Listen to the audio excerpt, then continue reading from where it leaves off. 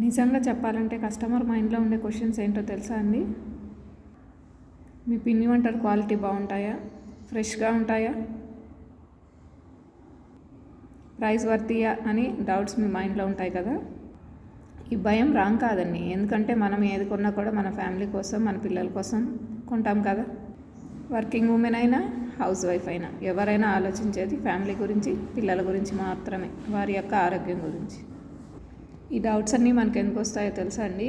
మనం సోషల్ మీడియాలో different food items images చూస్తుంటాం కదా. ఆ ఇమేజెస్ నుంచి, లేదా ఒకవేళ అంతకుముందు మనం ఏదైనా ఒక వస్తువు తీసుకొని ఆయా వస్తువు ఎక్స్పీరియన్స్తో డిసప్పాయింట్ అవ్వటం వల్ల కానీ, మనలో ఉన్న బాధ్యత భావం వల్ల కూడా ఇలాంటి అనుమానాలు మన మెదడులో తిరుగుతూ ఉంటాయి. ఈ ఆలోచనలు అపనమ్మకం గురించి కాదండి, అంటే వస్తువు మీద అపనమ్మకం ఉండటం వలన కాదు, మన మనసులో ఉండేటువంటి బాధ్యత భావం వల్ల. ఫుడ్ గురించి డౌట్ ఉండటంలో తప్పులేదు. ఫుడ్ గురించి డౌట్ ఉంది అంటే మీకు హెల్త్ మీద కాన్సన్ట్రేషన్ ఉంది అని అర్థం. అలాగే ఆరోగ్యం గురించి ఎక్కువ శ్రద్ధ తీసుకుంటున్నారని కూడా అర్థం. సందేహం అనేది సంరక్షణ నుంచి వస్తుందండి. సంరక్షణ ఎప్పుడు తప్పు కాదు.